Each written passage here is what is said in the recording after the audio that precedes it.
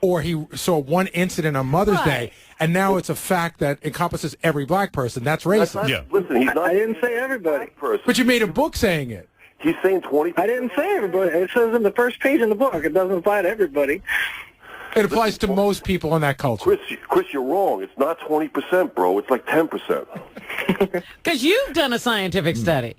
No, I've just seen shit in my life all the time. Terry sounds like more of a scientist than Chris. With all fairness. You're asking. I'm not a scientist. I can't explain it, bro. All right, I got you. I see. All right, so Terry likes the book. Maybe you'll purchase it. Yeah, because he wants to copies, man. You're going to buy a few copies. Yeah. reinforce what he already believes. And then what's funny is everybody that's calling up that doesn't like this guy, the first thing they're saying is, I want to kill this motherfucker. Fuck you guys out there. Fuck, I'll take all you pussies on. Another thing about blacks, they're real fucking brave when they're in a fucking crowd. By themselves, they're a bunch of fucking pussies. But when they're in a crowd, man, oh, they're real fucking tough. Now, Chris, do you have anything about that fact in your book? What's that? What page is that? That Terry would be a good collaborator for you. He says when black guys are alone, they're pussies, but when they're in a group, they're very brave. Oh, I think people are much more civil when they're not in big groups. I mean, even white people when they get in a real big group, sometimes I mean they get excessive. But I mean, when is that book coming out? Black people tend. I mean, it's just the way it is. If you get in Toledo, Ohio, there was 300 15, 16-year-old kids that got into a brawl at a movie theater just because they're in a group. So in time, someone's gonna bump into somebody, and then they just start going at it. I mean, it's just. I don't know what happens. All right, we're talking to Chris, who is an expert on black people. He's observed them on TV. Would you consider yourself to be like a Margaret Mead, kind of like an anthropologist, someone who observes people and then writes about it? I guess so. Yeah, okay. I mean, Terry, Terry, not like. Hey, Howard. Yeah. You want to hear a crazy story, bro? I was on a train one time when I was a kid coming back from a Santana concert. Right. My father always told me, when you ride the train, ride in the third car, because that's the guy who opens the doors and he keeps an eye on everything.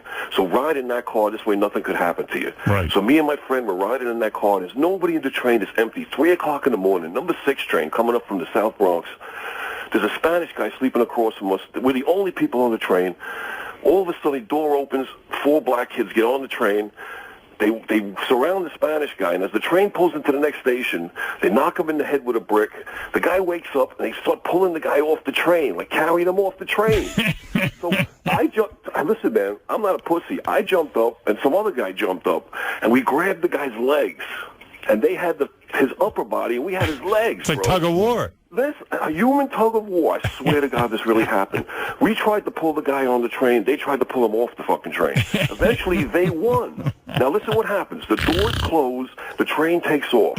So I run over to the conductor's booth to say, yo, man, what the fuck? It happened right in front of this fucking guy. He had to see it happen.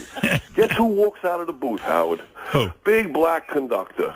And he looks at me and my friend, and he smiles and says, like, I ain't doing shit to help that guy. All right. Well, that sounds like a good follow-up book to Chris's book. Right. You two should collaborate. It's a true story, though. I'm not saying I didn't. So I'm saying you could put that in the book. Terry, thank you for the words. Thanks, Howard. All right. There's Terry from Brooklyn. Vinny, go ahead. Vinny in Brooklyn. Yeah. Howard, 2 questions. Chris, is there going to be any book signings in the future? Chris, Vinny wants to know when you're doing a book signing. A book signing? Yeah. Oh, I don't know. Barnes & Noble, Waters. I can't hear him very well. He wants to know if you're going to do Barnes & Noble at all. He wants to go to your book signing. Oh, I don't. Actually, I don't have the outsourcing right now to Barnes & Noble. It's pretty much online right now that you can get it. All right. Well. And do you have an audio book for Gary to read? It will be coming out as an audiobook for Gary. Gary loves audiobooks. Will be coming into audio? Yeah. Are you going to do an audiobook? I got to get some volume. Once the volume gets up, then I can put it in other things. I mean... All right. Robin, the book is called From a White to a Negro. Oh, I don't need to know. Here, I'm going to give you my copy. Maybe you'll learn something. And there you go. All right, Chris, thank you for calling in. And there's a website where you can go. Give that website again, because I really do not know. I can't follow you when you say it. Well, if you go to Kindle. Kindle, all right. Kindle. You go to Kindle and you can download it, or you can buy it you can buy the print copy too. So. Yeah. All right. Susan, go ahead. You have the last word. Yes, Susan? Hi. I don't think people will get it for Kindle. I don't think those people have a Kindle. I don't think they read much. Right. I want to know, where does he get his numbers from? From the What TV. numbers you want? What numbers you want to talk about? Where do you get the 80%, the 20%, those numbers? Well, that's Pareto's law. Like It's what? Pareto's law. What's that mean? Pradle's It's law? Yeah, what is that?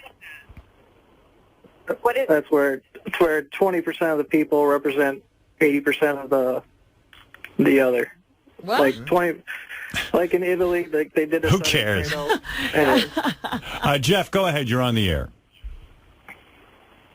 Hello? Yeah. Howard. Yes, Jeff. This gentleman has inspired me to write my own first book, and it's going to be basically premised that 96% of all authors, 30-year-old authors with Negro in the title, are racist pigs. Yeah. Marianne from Brooklyn, go ahead. Is there another author? All right, anyway, hey, Chris, we got to go. Thank you for the call. All right, thank you. All right. Let us know what happens with your book. We're very curious. I'll call in. All right. Thank you. Thanks, Albert. Bye.